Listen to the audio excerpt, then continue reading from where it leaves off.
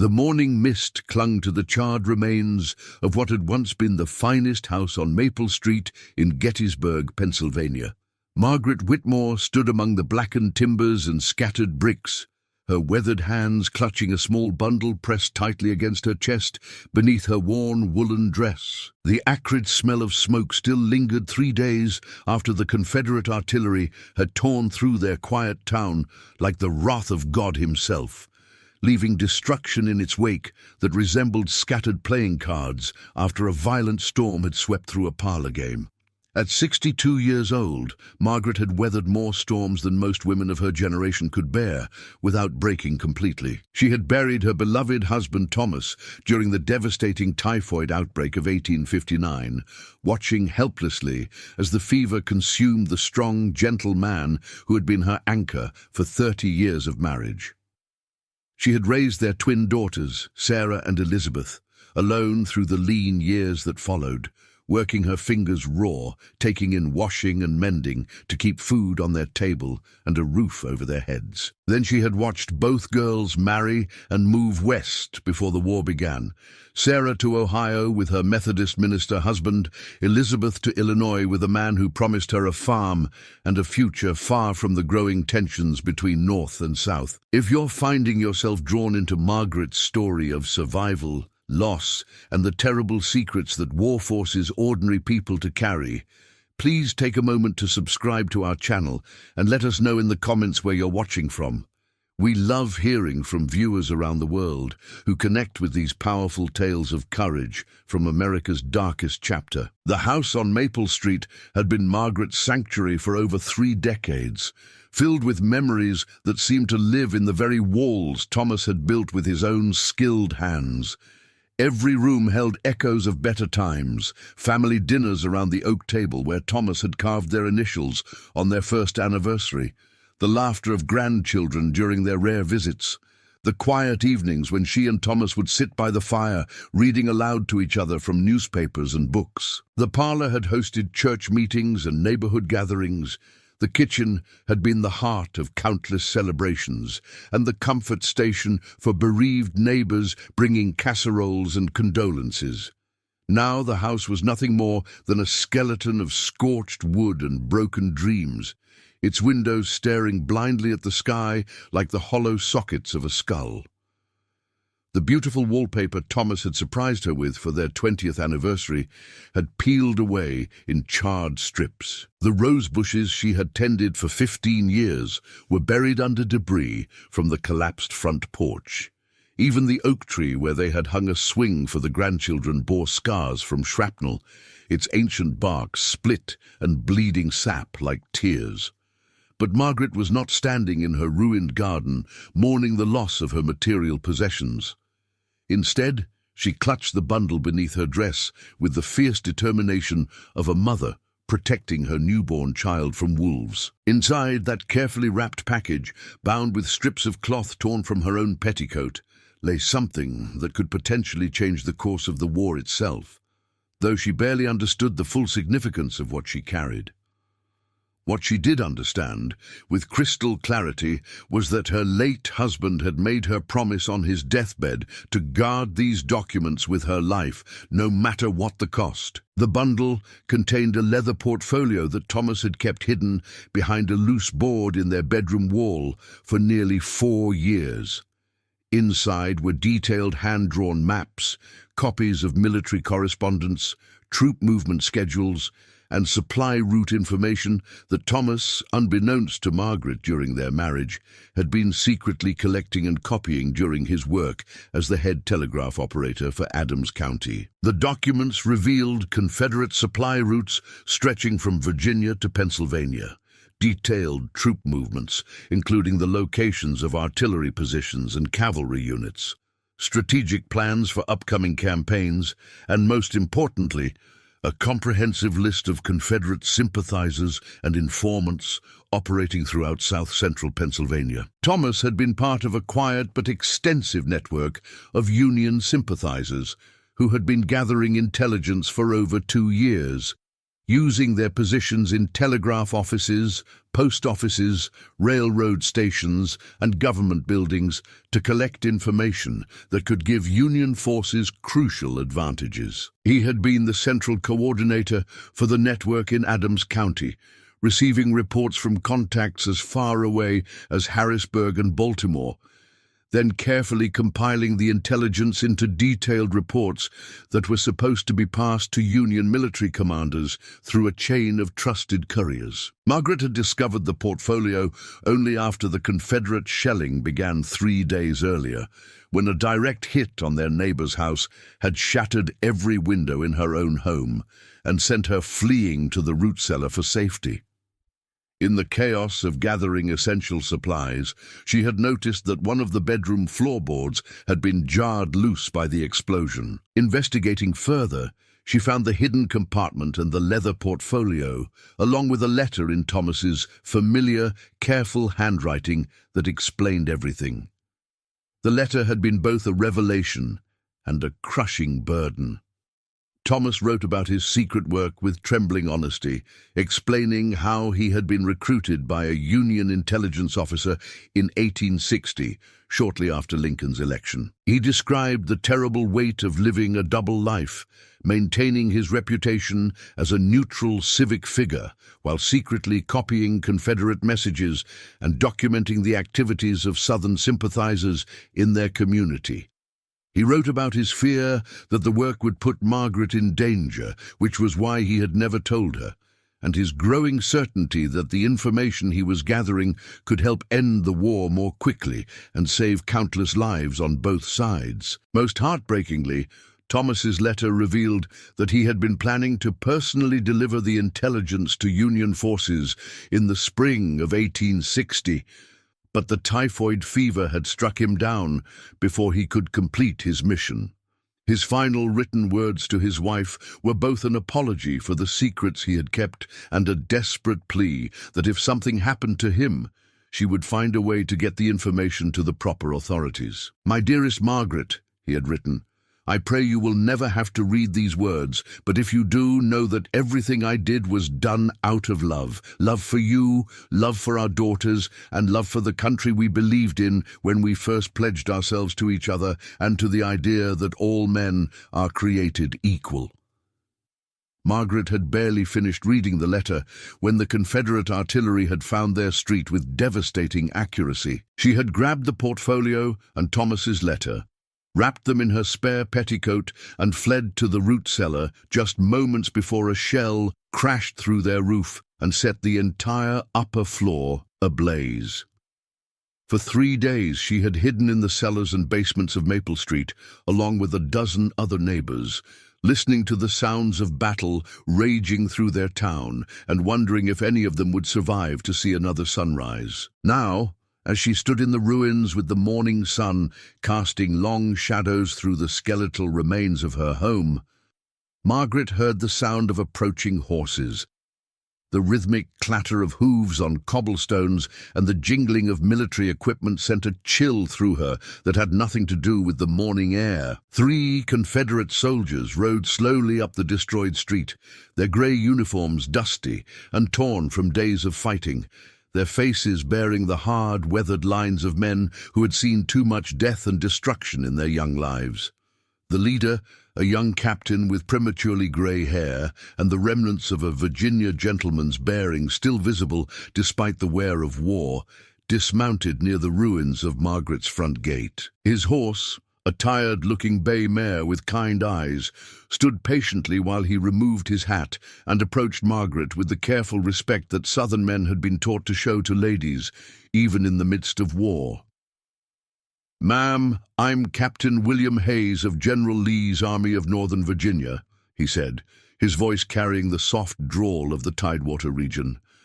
"I want to express my sincere regrets about your home and the destruction our artillery caused to your neighborhood. I know that doesn't repair the damage or ease your loss, but I wanted you to know that we take no pleasure in bringing war to civilian areas."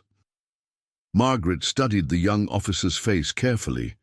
He appeared to be in his late 20s, probably not much older than her own daughters, yet he carried himself with the bearing of someone who had been forced to make life and death decisions on a regular basis. His uniform, though dirty and patched, had been well made originally, suggesting he came from a family of some means.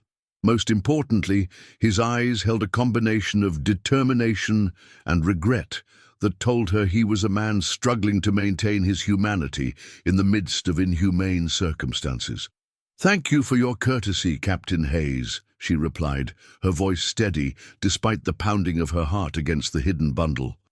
"I understand that war brings destruction wherever it goes. I don't hold you personally responsible for what has happened to my home." Hayes nodded gratefully. "Ma'am, I'm afraid I have to inform you that we're conducting searches throughout this area for any Union correspondence, military documents, or strategic materials that might have survived the bombardment. We have intelligence suggesting that someone in this neighborhood has been passing information to federal forces, and we need to investigate thoroughly. I hope you'll understand that this is a military necessity, not a reflection on your character or loyalty." The words hit Margaret like a physical blow, but she forced herself to remain outwardly calm. Her hand unconsciously pressed against the bundle beneath her dress, and she could feel the leather portfolio's hard edges against her ribs. The documents felt enormous and obvious, and she was certain that the soldiers would notice the bulge or hear the crinkle of papers when she moved. "Captain, as you can see, there's precious little left of my home to search. I lost everything. My furniture, my clothing, my late husband's papers and books, even my mother's china that I'd kept for 35 years. I'm just an old widow trying to figure out where I'll sleep tonight and how I'll survive without the small savings I kept hidden in my bedroom wall." Captain Hayes's expression softened with genuine sympathy. "Ma'am, do you have family or friends who might take you in? Neighbors who escaped the worst of the damage?" "My sister lives in Chambersburg, about 20 miles west of here. I suppose I'll make my way there eventually, though I'm not sure how. The roads aren't safe for a woman traveling alone, and I have no money for transportation." Hayes considered this information while his two men, who had remained mounted during the conversation, shifted impatiently in their saddles. One of them, a hard-faced sergeant with pale eyes and the lean build of a mountain farmer, cleared his throat meaningfully. "Captain," the sergeant said, his voice carrying the harsh accent of rural Alabama, "we need to get on with the search. We've got orders to rejoin the regiment by noon, and we still have 3 more houses to investigate." "You're right, Sergeant Davis. Ma'am, I'm going to have to ask you to step away from the house ruins while my men conduct their search. I know it's painful to watch strangers go through what's left of your belongings, but we have our duty to perform." Margaret moved several yards away, positioning herself where she could watch the soldiers while keeping her back to a partially collapsed garden wall. She needed to be able to move quickly if the search revealed anything that might implicate her, but she also wanted to appear cooperative and unthreatening. Sergeant Davis and the 3rd soldier, a young private who looked barely old enough to shave, dismounted and began poking through the debris with systematic thoroughness. They overturned pieces of furniture, examined anything that looked like it might contain papers, and carefully sifted through piles of ash and charred wood, looking for anything that might have survived the fire. "Ma'am," Captain Hayes said, joining Margaret near the garden wall, "might I ask what your husband did for a living? We're particularly interested in anyone who might have had access to communications or transportation networks." The question was asked casually, but Margaret understood that her answer would determine how suspicious the soldiers became. She had to tell enough of the truth to be believable, while avoiding any details that might lead them to discover Thomas's intelligence work. Thomas worked at the telegraph office for 12 years before he died of typhoid in 1859. He was the head operator for Adams County, responsible for transmitting messages for local businesses, families, and occasionally for county government offices. It was steady work that paid well enough for us to buy this house and raise our daughters properly. Hayes nodded, but she could see increased interest in his eyes. Telegraph operators had access to a tremendous amount of information, including military communications that might pass through civilian lines. Did your husband ever mention anything unusual about the messages he handled? Anything that seemed out of the ordinary or particularly sensitive? Margaret forced herself to look confused rather than alarmed. Captain Thomas was very professional about his work. He always said that a telegraph operator's job was to transmit messages accurately and quickly, not to read them or speculate about their contents. He believed strongly in the privacy of personal communications. It was true, as far as it went. Thomas had been scrupulous about protecting the privacy of personal messages, but he had also been carefully noting and copying anything that might be of military significance, building the intelligence network that now threatened to be discovered along with Margaret herself. I'm sure he was very professional, ma'am, but sometimes professional men find themselves in situations where they feel compelled to act on information that might affect the safety of their community or their country. Before Margaret could respond, Sergeant Davis called out from the ruins of what had been the parlor, "Captain, you need to see this." Hayes excused himself and walked over to where Davis was kneeling beside a pile of debris. The sergeant had uncovered what appeared to be a small wooden box, charred but still intact. He pried it open carefully and withdrew several items that had been protected from the worst of the fire. Margaret's heart sank as she recognized the box. It had been Thomas's personal keepsake container, where he kept family photographs, important documents, and sentimental items. She had forgotten about it in her haste to escape with the hidden intelligence portfolio, and now she realized it might contain evidence that would expose Thomas's secret work. "What did you find, Sergeant?" "Some photographs, what looks like a marriage certificate, and this." Davis held up a folded piece of paper that Margaret recognized with growing dread. It was a letter Thomas had received from his contact in Harrisburg, discussing arrangements for passing intelligence to Union forces. Captain Hayes took the letter and read it carefully, his expression growing more serious with each line. When he finished, he looked up at Margaret with new suspicion and concern. "Mrs. Whitmore, this letter is addressed to your husband and refers to the materials we discussed and the importance of getting them to the right people. And it's signed by someone named J. Morrison in Harrisburg, and it mentions specific arrangements for delivery when the time is right. Can you explain what this refers to?" Margaret felt the world spinning around her. The letter in Hayes's hands was clear evidence of Thomas's involvement in intelligence gathering, and there was no innocent explanation she could offer. Her mind raced through possible responses, but she realized that any lie she told now would only make things worse when the truth inevitably came out. "Captain, I honestly don't know what that letter refers to. My husband handled a lot of correspondence related to his work, and he didn't always share the details with me. J. Morrison might have been someone from the telegraph company's main office, or perhaps a customer who needed special arrangements for sending messages." Hayes studied her face intently, clearly trying to determine whether she was telling the truth. "Ma'am, this letter doesn't read like routine business correspondence. It reads like someone discussing the transfer of sensitive information. Combined with your husband's position at the telegraph office, it suggests he might have been involved in activities that went beyond his regular duties." Sergeant Davis, who had continued searching while Hayes questioned Margaret, suddenly straightened up with excitement. "Captain, there's more.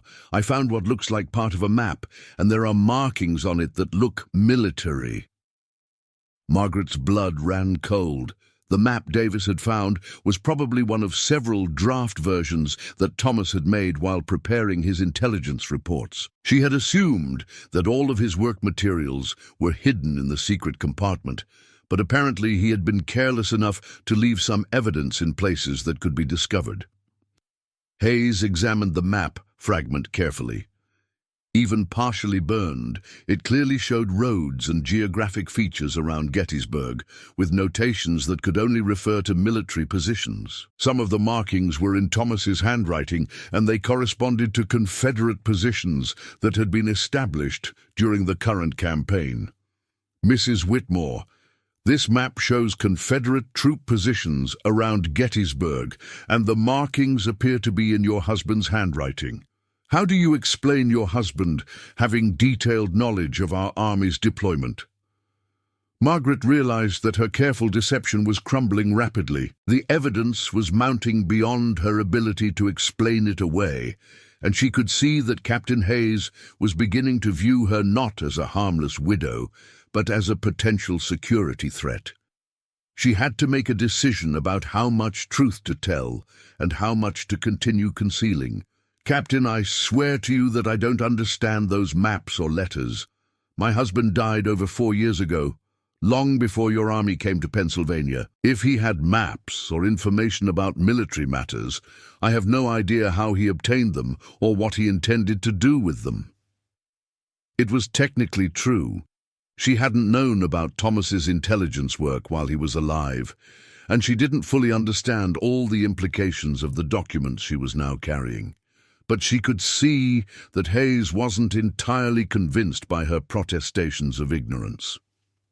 Ma'am, I'm going to have to ask you to be completely honest with me. We now have evidence that your husband was involved in gathering intelligence about Confederate forces, and it's possible that he was part of an organized network passing information to Union commanders.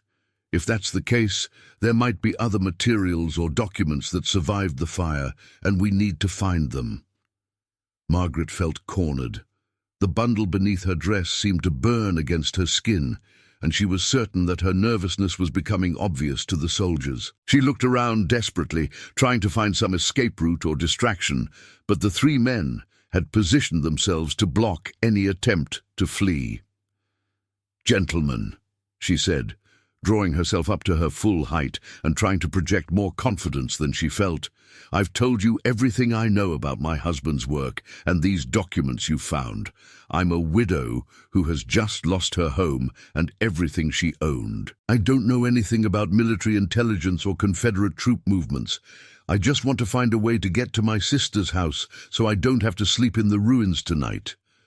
Sergeant Davis wasn't satisfied with her explanation. He approached Margaret directly, his pale eyes scanning her from head to foot in a way that made her skin crawl with discomfort and fear. "Ma'am, you've been standing here holding something against your chest since we arrived. I've been watching you, and you keep pressing your hand against whatever you're hiding under your dress. I'm going to need to see what it is." Margaret's heart hammered against her ribs. She had been so focused on appearing calm and cooperative that she hadn't realized how obvious her protective gestures had become. The bundle of documents felt enormous and incriminating, and she knew that once the soldiers saw Thomas's intelligence portfolio, any hope of escape would disappear completely. "Sergeant, what I'm carrying is personal items, things that a lady wouldn't want to show to strange men. Surely you can understand that a woman might have belongings that are private in nature." Davis wasn't swayed by appeals to propriety. "Ma'am, with all due respect, we're in the middle of a war zone, and we just found evidence that your husband was involved in espionage activities. Personal modesty has to take a back seat to military security. I'm going to need you to show us what you're hiding, or I'll have to search you myself." Captain Hayes looked uncomfortable with his sergeant's aggressive approach, but he didn't countermand the order. Military necessity was overriding his gentlemanly instincts, and Margaret could see that he was torn between treating her with respect and doing his duty as a Confederate officer. "Mrs. Whitmore, I apologize for the indelicate nature of this situation, but Sergeant Davis is right. We have evidence of intelligence gathering, and we can't allow you to leave with materials that might be harmful to our forces. If you'll show us what you're carrying voluntarily, we can handle this with as much discretion as possible." Margaret looked around at the three soldiers, at the ruins of her home, and at the morning sky that seemed to be closing in on her like a trap. She thought of Thomas's letter, of his quiet courage in gathering intelligence that could save Union lives, and of her promise to guard the documents with her life. She thought of her daughters, living safely hundreds of miles away, and of the grandchildren she might never see again if she was executed as a spy. But she also thought of the young Union soldiers who might die if the intelligence Thomas had gathered fell into Confederate hands, of the families who would be destroyed by a war that might continue longer without the information her husband had risked everything to collect. The weight of those potential deaths felt heavier than her own fear. "Gentlemen," she said, her voice steady despite her terror, "I am a respectable widow and a Christian woman. What I carry beneath my dress is not something I will show to Confederate soldiers or anyone else. You may search my home's remains to your heart's content, but you will not violate my person or force me to compromise my dignity." Her defiance surprised everyone, including herself. Margaret had never considered herself particularly brave, but facing the possibility of discovery, she found reserves of courage she didn't know she possessed. If she was going to be caught, she would not make it easy for them. Captain Hayes found himself in an impossible position. His military training and the evidence they had uncovered told him that this woman was almost certainly concealing documents that could be vital to Confederate security. But his upbringing as a Virginia gentleman, reinforced by thoughts of his own mother and sisters, rebelled against the idea of forcing a woman to disrobe or submit to a physical search. "Mrs. Whitmore, please understand that we're not trying to humiliate you or violate your dignity, but we have a responsibility to our fellow soldiers and to our cause. If you're hiding documents that could put Confederate lives at risk, we have to know about it. And if I'm hiding personal items that have nothing to do with your war, but everything to do with my privacy and self-respect, will you still force me to expose myself to satisfy your suspicions?" Sergeant Davis was growing impatient with the standoff. "Captain, she's obviously concealing military documents. The longer we debate this, the more time she has to think of ways to destroy or hide the evidence. We need to search her now." Before Hayes could respond, Margaret made a decision that surprised everyone, including herself. She reached into her dress and withdrew the bundle, but instead of handing it over to the soldiers, she held it high above her head, where they could see it but not reach it. "You want to know what I'm hiding? You're so certain that I'm carrying Confederate secrets. This bundle contains my husband's final letters to me, written during his last illness. It contains the doctor's bills I couldn't pay, the medicines that didn't work, the prayers I wrote down hoping God would spare him. I carry these papers because they're all I have left of the man I loved for 30 years of marriage." With that declaration, she hurled the bundle toward the ruins of her house. It landed among the charred timbers, and scattered papers began spilling out. But from a distance, the documents looked exactly like what she claimed: personal papers and medical records mixed with other materials. Sergeant Davis immediately moved to retrieve the bundle, but Margaret wasn't finished with her performance. The grief and rage that she had been suppressing for 3 days came pouring out with the passion of a woman who had truly lost everything she held dear. "Go ahead, Sergeant. Read about my husband's final days. Read how he suffered with fever and chills while I tried everything I could think of to save him. Read how I spent our life savings on doctors and medicines that couldn't help him. Read how he died calling my name while I held his hand and prayed for a miracle that never came. Is that what serves your glorious cause? Does violating a widow's grief make you feel like a conquering hero?" She began to weep, not the calculated tears of deception, but the genuine grief of a woman who had indeed lost everything she loved. The bundle she had thrown contained not only Thomas's intelligence portfolio, but also actual personal documents, letters and mementos that she treasured. In her desperation, she had sacrificed some of her most precious possessions to protect the military secrets that could cost lives if discovered. Captain Hayes was deeply moved by her display of anguish. He had seen enough genuine grief during the war to recognize it when he encountered it, and Margaret's pain seemed entirely authentic. But Sergeant Davis was more interested in the documents than in her emotional state. And as he gathered the scattered papers, he began to notice items that didn't match her description. "Captain," Davis called quietly, "you need to see this immediately." Hayes approached reluctantly, torn between his sympathy for Margaret's obvious distress and his duty to investigate potential intelligence materials. Davis handed him several documents that were clearly not personal letters or medical records. The first was a detailed map of southern Pennsylvania showing roads, railways, and geographic features, with careful notations about distances between towns and the capacity of various transportation routes. The second was a list of names and addresses, many of them marked with symbols that could indicate their political sympathies or potential usefulness as sources of information. The third was a copy of what appeared to be a Confederate dispatch discussing supply requirements and delivery schedules. "Mrs. Whitmore," Hayes said quietly, "these documents are not personal letters or medical records. This map shows detailed intelligence about transportation networks throughout the region. This list contains the names of dozens of local residents with notations about their political affiliations.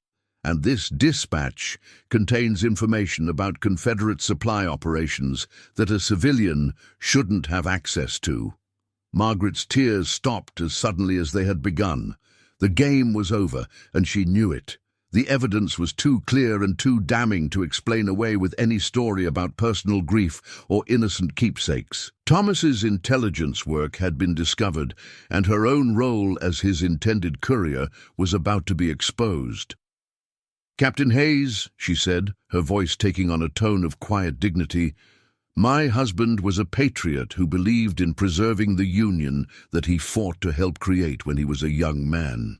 If he gathered information that could help end this war sooner and save lives on both sides, then I'm proud of him, even if it cost him his life and might now cost me mine." The confession hung in the air like smoke from the ruined houses around them.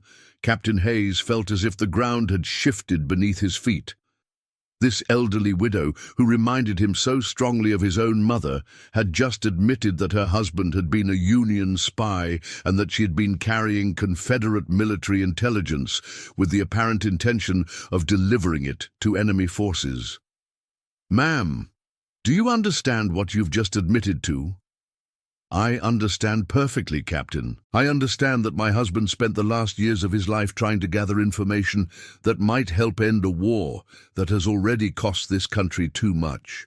I understand that these documents contain details about your army's movements and supply lines that could be valuable to Union commanders, and I understand that you now have to decide what to do with an old woman who has nowhere to go and nothing left to lose." Sergeant Davis was less conflicted about the implications. "Captain, she's confessed to espionage. According to military law, we have to arrest her and turn her over to our intelligence officers for interrogation." "And then what, Sergeant? We drag a 60-year-old widow back to General Lee's headquarters. We put her in a military prison with common criminals. We execute her for the crime of carrying papers that she probably inherited rather than actively collected."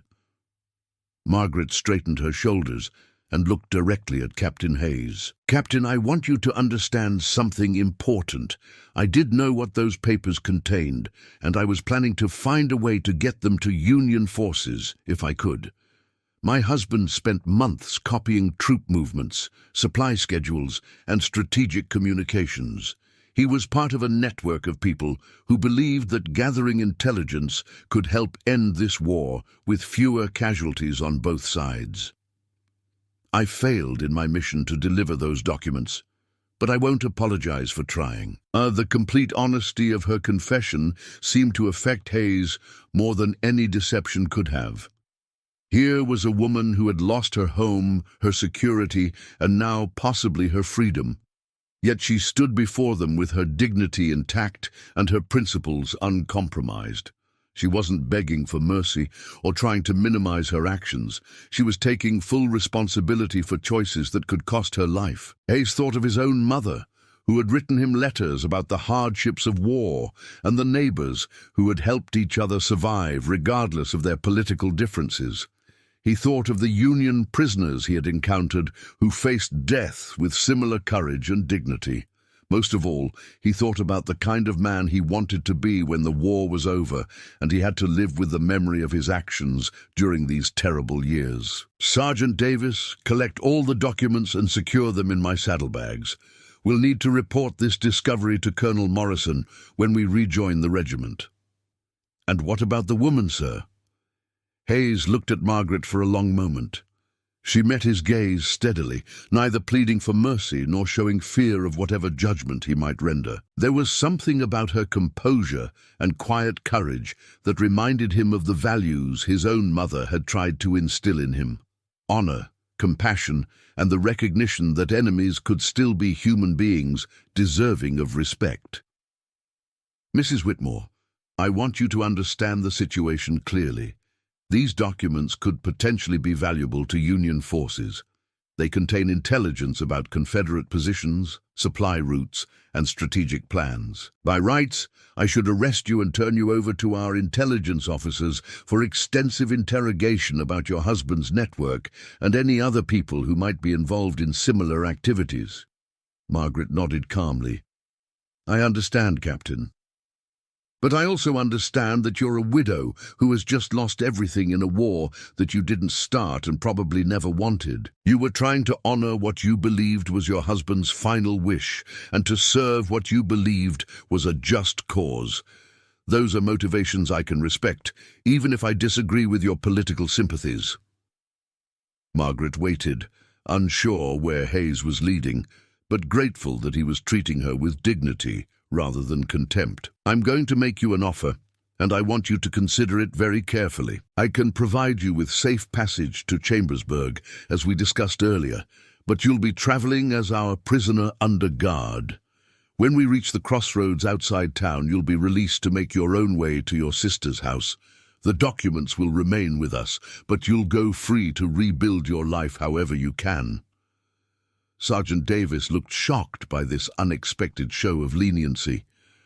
"Sir, with all due respect, that's not according to military regulations. She's confessed to espionage, and we have clear evidence of her husband's intelligence activities.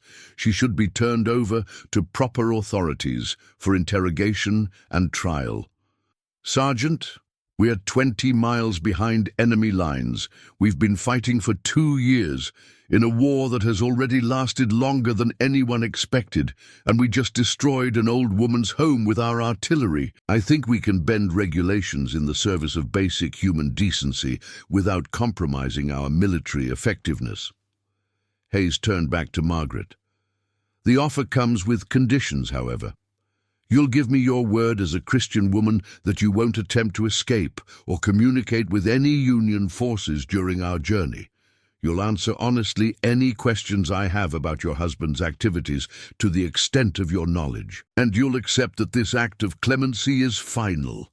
If we encounter each other again, under similar circumstances, I won't be able to show the same mercy."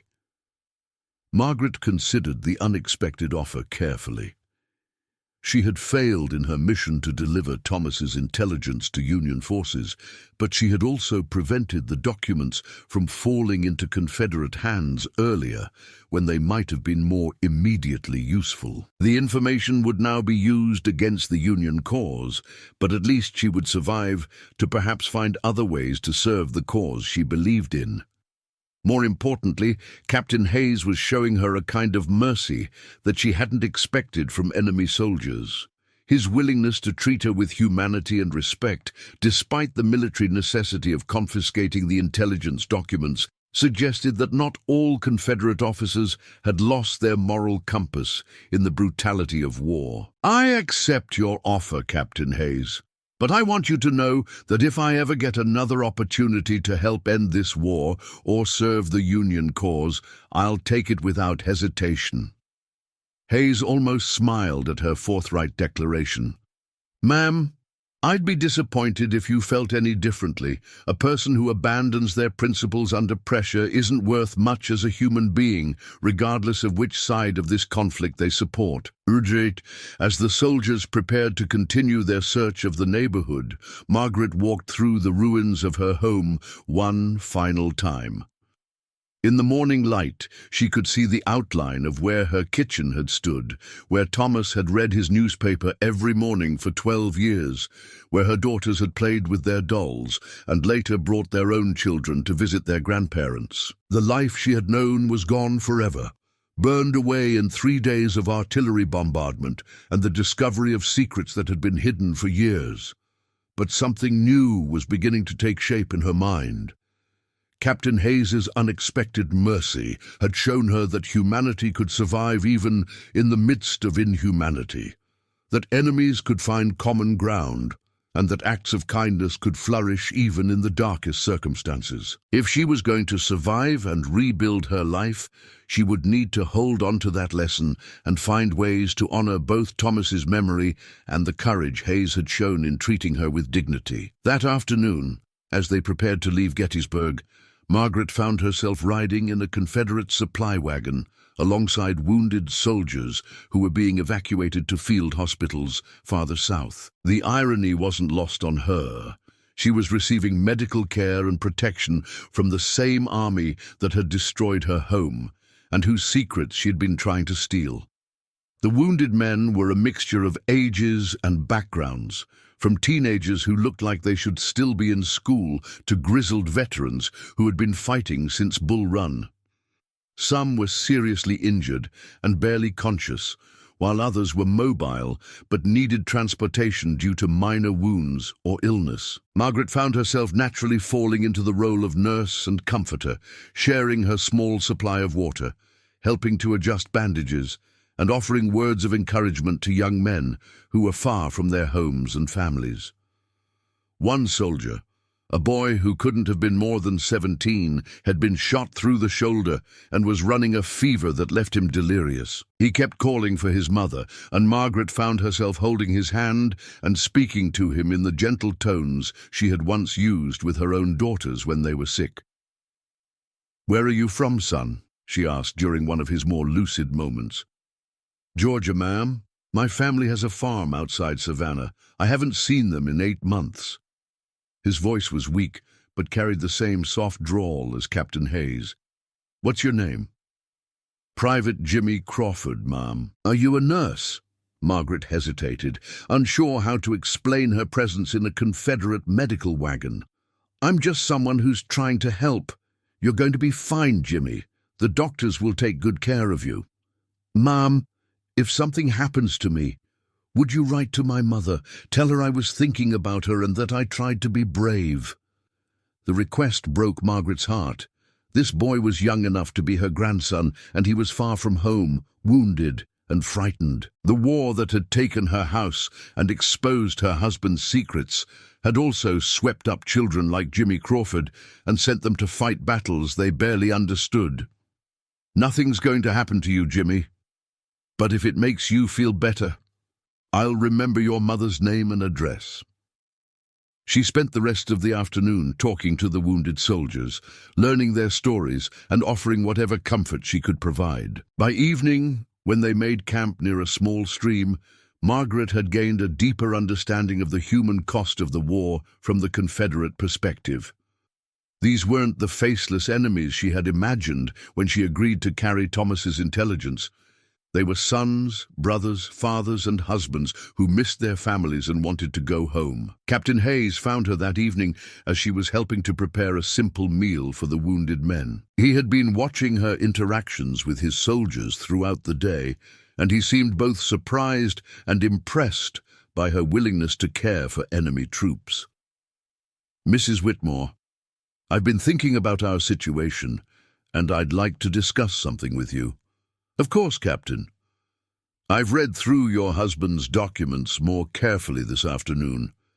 The intelligence he gathered is detailed and remarkably accurate, but most of it is several months old. Troop positions have changed, supply routes have been altered, and strategic plans have been modified since he compiled this information.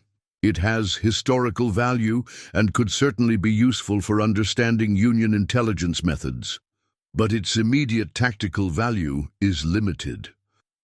Margaret wasn't sure where this conversation was leading, but she sensed that Hayes was working towards some kind of proposal. "What I'm thinking, Mrs. Whitmore, is that your husband's work represents the same kind of dedication to duty and sacrifice for a cause that we see in our own soldiers. He believed he was serving his country, just as I believe I'm serving mine. The fact that we're on opposite sides doesn't diminish the courage it took for him to risk his life gathering that intelligence." Margaret was moved by Hayes's recognition of Thomas's bravery, even though they had been enemies. "Thank you for saying that, Captain. It means more to me than you might realize. Which brings me to a request I'd like to make. When we reach the crossroads tomorrow and I release you to continue to Chambersburg, I'm going to give you a letter. It's addressed to my mother in Norfolk, Virginia, and it contains my thoughts about this campaign, my observations about the war, and my hopes for what might come after we achieve peace." Margaret was puzzled by the request. "I'm not sure I understand, Captain." "Mrs. Whitmore, you've shown me today that courage and compassion aren't limited to any one side in this conflict. You were willing to risk everything to honor your husband's memory and serve what you believed was right. Now I'm asking you to do the same thing for a Confederate soldier who might not survive to see his mother again." The parallel was obvious and deeply moving. Hayes was asking her, someone he had every right to consider an enemy, to carry out a final mission if he died in battle. It was an extraordinary act of trust that transcended the boundaries of war and politics. "Of course, Captain, I give you my word that if something happens to you, I'll find a way to get your letter to your mother." "Thank you, Ma'am. That promise means more to me than you know."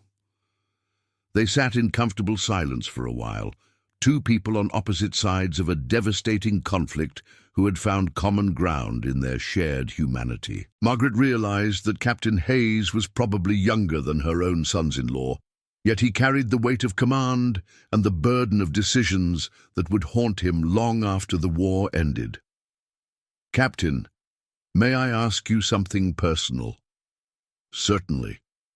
"When this war is over, assuming you survive it, what will you do?"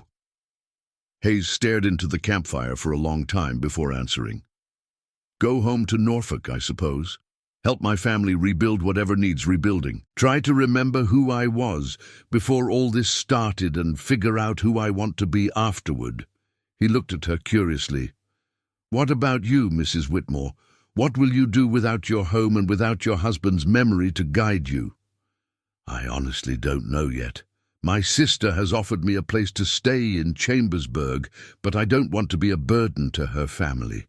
I suppose I'll need to find work of some kind, though I'm not sure what skills a 60-year-old widow might have to offer." "You could teach school," Hayes suggested. "You're obviously educated and you have a natural way with people. There will be a lot of children who need education after this war, both North and South." Margaret had never seriously considered teaching, but the idea appealed to her in a way that surprised her.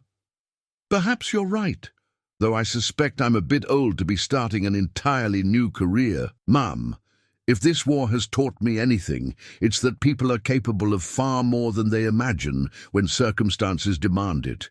You've certainly proven that over the past few days." The next morning brought their final day of travel together. The landscape they passed through continued to tell the story of war's passage. Burned farms, abandoned homes, fields left unplanted because the men who should have been working them were off fighting battles hundreds of miles away. But Margaret also saw signs of resilience and hope. Families working together to rebuild damaged structures, children playing despite the destruction around them, farmers salvaging what they could from damaged crops and planning for next year's planting. At midday, they encountered a Union cavalry patrol approaching from the north. Both groups spotted each other simultaneously, and for a tense moment, Margaret thought they might be about to witness or be caught in the middle of a skirmish. But both commanders seemed more interested in avoiding unnecessary conflict than in engaging enemy forces, and after a brief, careful conversation between Captain Hayes and the Union lieutenant, both patrols agreed to continue on their separate ways without interference. As the Union cavalry rode past their column, Margaret caught the eye of the young lieutenant who commanded them. Something in his expression, a mixture of duty and weariness that reminded her strongly of Captain Hayes, made her realize that this war was aging all these young men far beyond their years. They were boys who had been forced to become killers, leaders, and decision-makers in situations that would challenge men twice their age. The Union lieutenant appeared to be about Hayes's age, probably from a similar social background, and under different circumstances, they might have been friends rather than enemies. The recognition of their shared humanity, visible even across the divide of military conflict, reinforced Margaret's growing understanding that this war was a tragedy for everyone involved, regardless of which uniform they wore. That evening, as they made their final camp together within sight of Chambersburg, Captain Hayes approached Margaret with the letter he had promised and another item that surprised her. "Mrs. Whitmore, here's the letter I mentioned, along with something else I thought you should have." The second item was a small package wrapped in brown paper and tied with string. Margaret opened it carefully and found several of Thomas's personal documents that Hayes had separated from the military intelligence. Letters Thomas had written to her during their courtship, a photograph of their wedding day, and most surprisingly, Thomas's final letter explaining his intelligence work. "Captain, I thought all of my husband's papers would be confiscated as evidence. The military documents, yes, but a man's personal letters to his wife aren't intelligence materials. They're just proof that he was human and that he loved someone deeply. I saw no reason to deprive you of those memories." Margaret was deeply moved by this unexpected kindness. Hayes had taken the time to sort through Thomas's papers, separating what was necessary for his military report from what was precious to her heart. It was another example of the thoughtful humanity that had characterized his treatment of her throughout their brief acquaintance. "I don't know how to thank you for this, Captain." "No thanks are necessary, ma'am. Just remember your promise about my letter." As they prepared for sleep on their final night together, Margaret found herself reflecting on the strange journey that had brought her to this point. A week ago, she had been a widow living quietly in the house where she had spent most of her adult life. Now she was homeless, her husband's secret activities had been discovered, and she was about to start over completely in a new town with nothing but the clothes on her back and the kindness of strangers. But she had also learned things about herself that she never would have discovered in the safety of her normal routine. She had found courage she didn't know she possessed, had stood up to military interrogation without betraying her principles, and had discovered that she could care for wounded soldiers regardless of which army they served.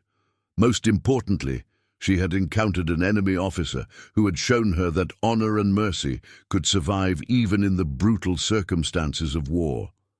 The next morning dawned clear and cold, with the first hints of autumn visible in the changing colors of the leaves. Captain Hayes formally released Margaret from custody at the crossroads outside Chambersburg, providing her with a written safe passage that would allow her to travel through any Confederate-controlled territory she might encounter.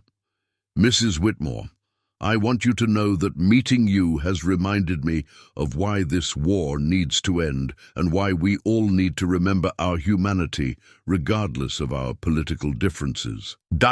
Captain Hayes, you've shown me that there are good men on both sides of this conflict, and that honor isn't limited to any one cause or uniform." As his patrol prepared to ride south toward their next assignment, Hayes mounted his horse and looked down at Margaret with an expression that mixed respect, concern, and something that might have been affection. "Take care of yourself, ma'am. I hope you find the peace and security you deserve, and I hope you survive this war and make it home to your mother and that farm in Norfolk." Margaret stood at the crossroads, watching the Confederate patrol disappear into the distance until they were nothing more than a dust cloud on the southern horizon. Then she picked up her small bundle of belongings and began walking the final 2 miles to her sister's house, her mind already working on plans for the future. She would indeed look into teaching school, as Captain Hayes had suggested. There would be many children who needed education after the war, and she had discovered that she enjoyed working with young people and helping them learn. She would also find ways to honor Thomas's memory and continue serving the cause he had died for, though perhaps in less dangerous ways than carrying military intelligence through enemy territory. Most importantly, she would remember the lesson that Captain Hayes had taught her through his unexpected mercy, that humanity could survive even in the darkest circumstances, that enemies could find common ground, and that acts of kindness and courage could bloom even in the midst of destruction and hatred. 6 months later, Margaret received word that Captain William Hayes had been killed at the Battle of Cedar Creek in Virginia's Shenandoah Valley. True to her promise, she found a way to get his final letter to his mother in Norfolk, traveling there personally after the war ended to deliver it in person and to share stories of the son who had been raised to treat all people with dignity and respect, even enemies. The response she received from Mrs. Hayes was both heartbreaking and healing, a long letter thanking her for the kindness shown to her son and sharing memories of the young man who had been taught from childhood to value honor above victory and mercy above revenge. The 2 women began a correspondence that lasted for the rest of their lives, finding comfort in their shared grief and their mutual recognition that the war had taken too much from too many families. Margaret did become a teacher, spending 15 years educating the children of Chambersburg and surrounding communities. Many of her students were orphans or refugees from the war's destruction, and she made it her mission to help them understand that education was the path to rebuilding not just their own lives, but their entire society. She never married again, but she built a rich life surrounded by the children she taught and the community she served. Years later, when former students would visit her or write to ask about her experiences during the war, she would tell them the story of the day Confederate soldiers searched her burned home and discovered her husband's secret intelligence work. But she always emphasized that the most important discovery that day wasn't the military documents hidden beneath her dress. It was the realization that courage, kindness, and human dignity could survive even the most terrible circumstances. She would tell them about Captain Hayes, about his decision to show mercy when military regulations demanded punishment, and about the correspondence she had maintained with his mother long after the war ended. She would explain that the war had taken almost everything from her: her home, her security, her husband's reputation, and her sense of safety.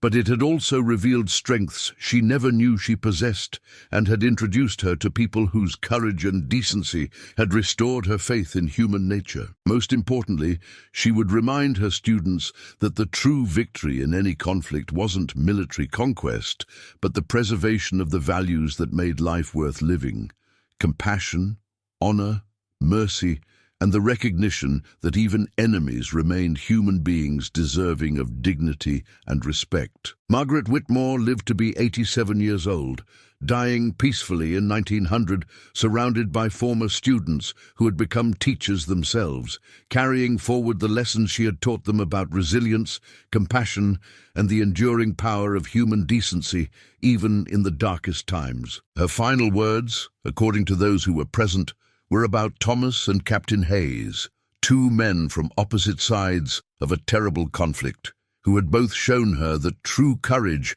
lay not in fighting enemies, but in maintaining one's humanity when everything around you encouraged you to abandon it. She spoke of the bundle she had carried beneath her dress on that frightening morning in 1863, and how discovering that enemies could show mercy had been more valuable than any military intelligence her husband had ever gathered. The house Margaret had lost in the Confederate bombardment was never rebuilt on its original site.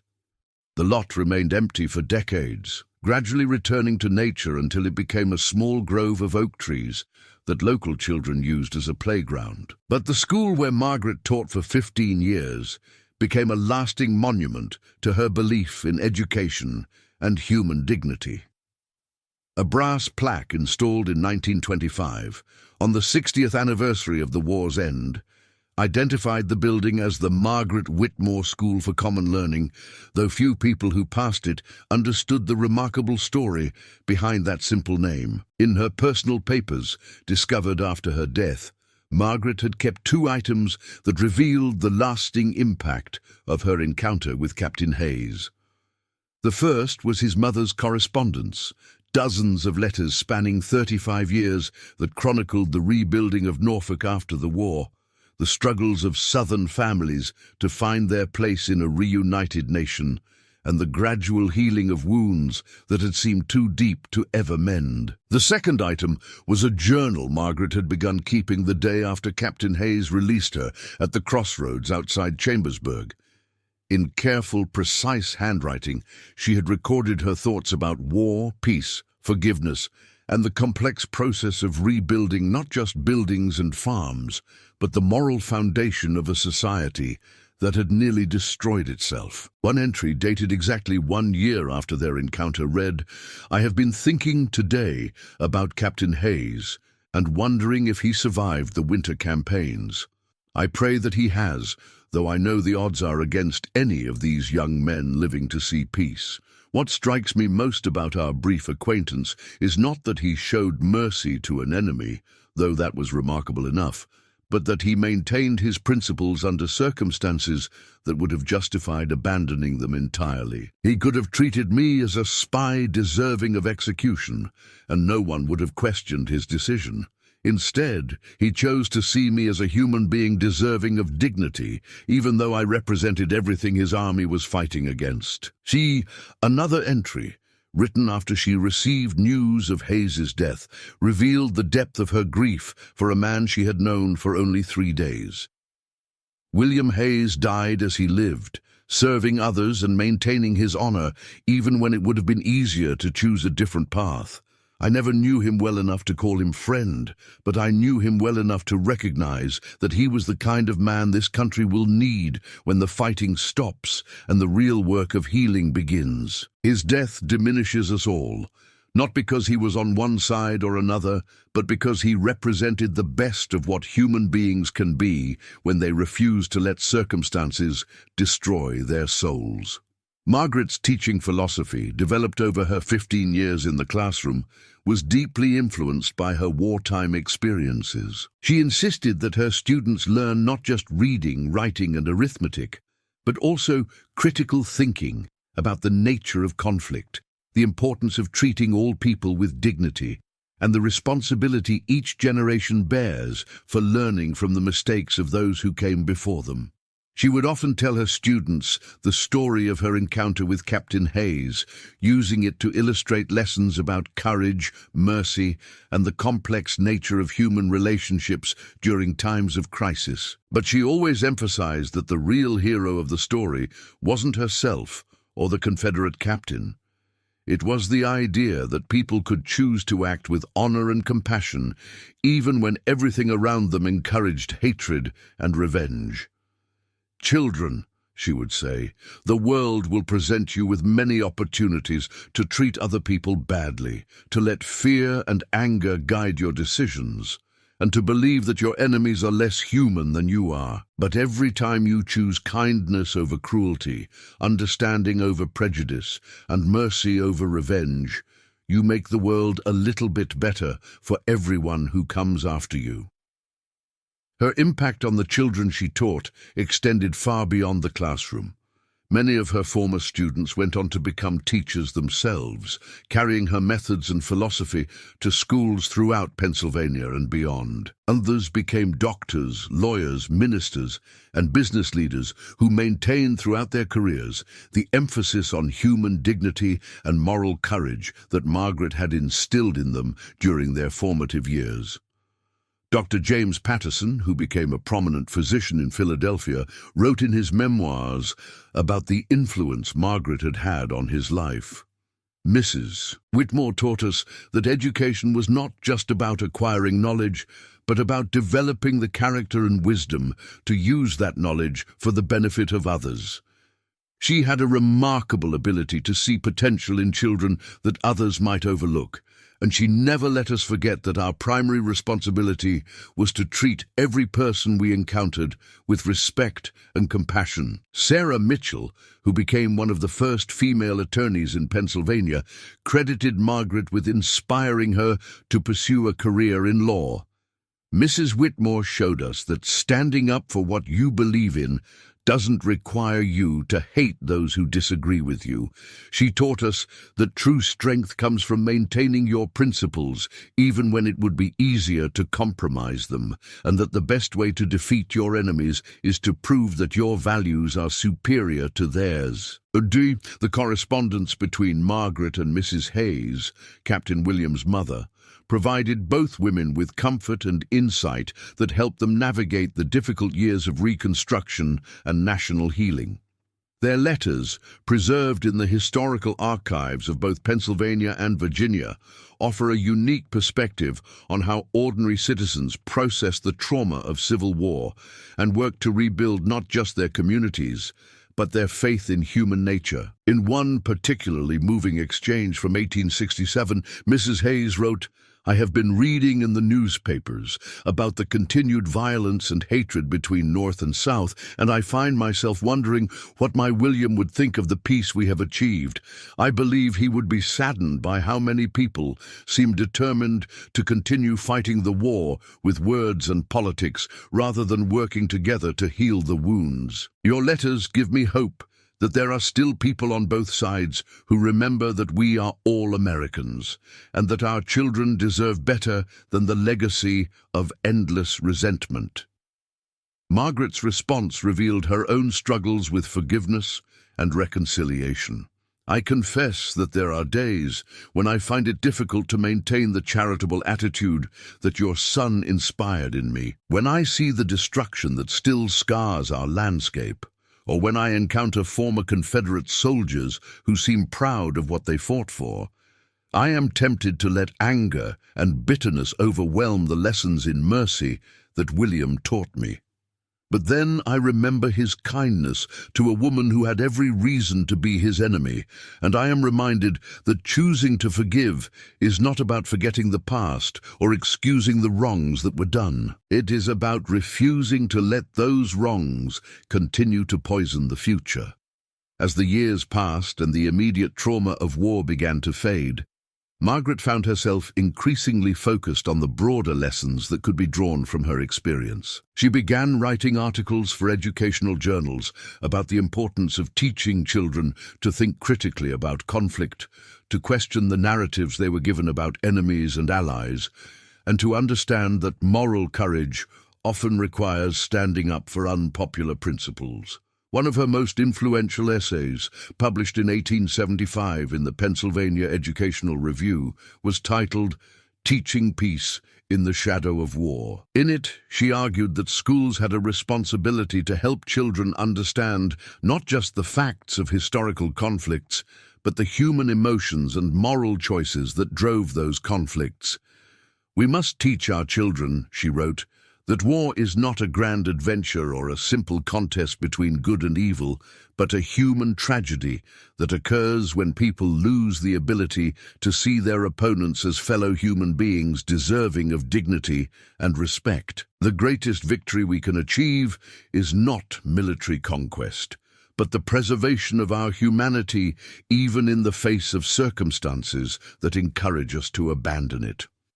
Margaret's influence extended beyond her immediate community through her extensive correspondence with other educators, former soldiers from both armies, and religious leaders who were working to promote reconciliation between North and South. She became an informal counselor and advisor to many people who were struggling to make sense of their wartime experiences and to find ways to contribute to the healing process.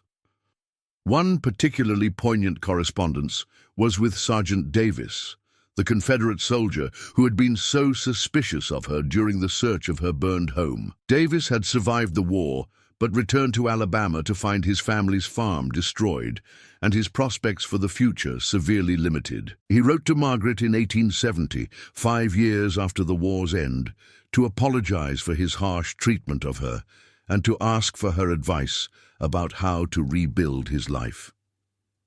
"Mrs. Whitmore," he wrote, "I have been thinking about that morning in Gettysburg when we searched your home and found your husband's papers.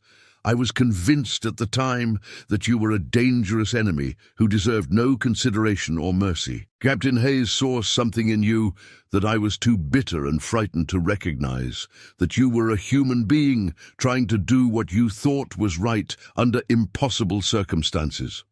I am writing to ask your forgiveness for my hardness of heart, and to seek your advice about how a man might learn to see past his prejudices and fears to the humanity in others." Margaret's response was characteristic of the wisdom and compassion she had developed through her teaching career. "Dear Mr. Davis, you need no forgiveness from me, for you were a young man doing what you believed was your duty in circumstances that would have challenged anyone's capacity for kindness. The fact that you have the courage now to question your past actions and to seek a different path forward shows that the war did not destroy the good man you were meant to be. My advice is this: find ways to serve others, particularly those who might be considered your enemies or inferiors. Service to others is the best cure for the poison of hatred and the surest path to rediscovering your own humanity." Davis took her advice to heart, eventually becoming a teacher himself in rural Alabama, where he spent 30 years educating both white and black children in the same classroom, a radical decision in the post-war South that cost him many friendships but earned him the respect of parents from both races who recognized his dedication to providing quality education regardless of their children's background. As Margaret entered her final years, she began to worry about whether the lessons she had tried to teach would survive the changing times and the natural human tendency to forget the painful truths of the past. She had lived through the immediate aftermath of war, the difficult years of Reconstruction, and the gradual process of national healing. But she could see signs that younger generations were beginning to romanticize the conflict and to forget the human cost of the choices that had led to 4 years of devastating warfare. In her final classroom address, delivered in 1890 on the occasion of her retirement from teaching, Margaret spoke directly to the children and grandchildren of the generation that had fought the Civil War. "My dear students, you are growing up in a time when the war that defined my generation is becoming history rather than memory.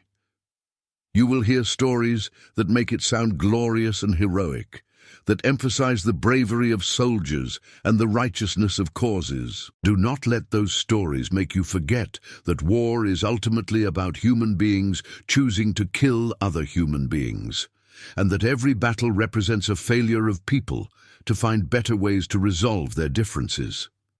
She continued, "I have tried to teach you that the most important battles are not fought on battlefields with guns and cannons, but in the human heart, where we choose every day between love and hatred, between understanding and prejudice, between mercy and revenge. The victory that matters most is not military conquest, but the triumph of our better angels over the worst impulses of human nature." Margaret's legacy lived on not just in the students she had taught directly, but in the ripple effects of their lives and careers.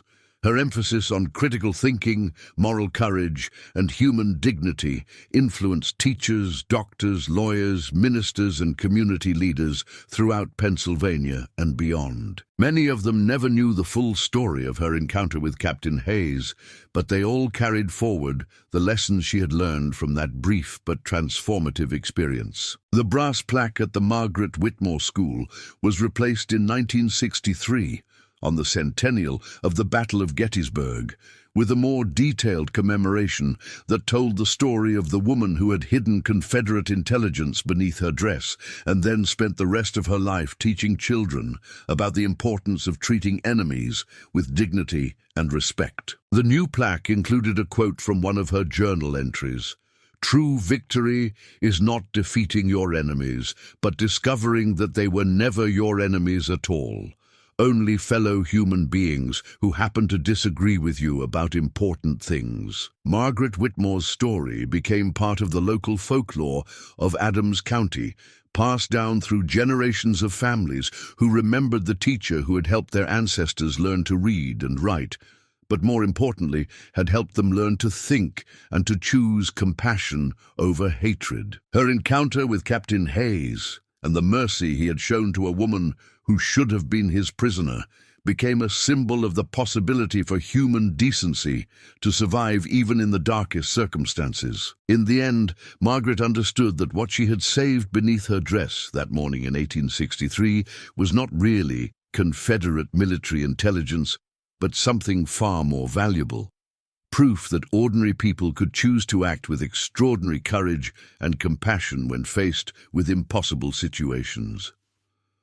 The documents Thomas had gathered were ultimately just pieces of paper that became obsolete within months of the war's end. But the example of mercy and human dignity that Captain Hayes had shown to his captured enemy lasted far longer, influencing generations of children who learned from Margaret that the most important battles are won not with weapons, but with the courage to treat all people as worthy of respect and understanding. Her final diary entry, written just weeks before her death, captured the essence of what she had learned from her remarkable journey from widow to spy to teacher to symbol of reconciliation. "I have lived long enough to see our nation heal from the wounds of war, though the scars will always remain. I have seen former enemies become friends.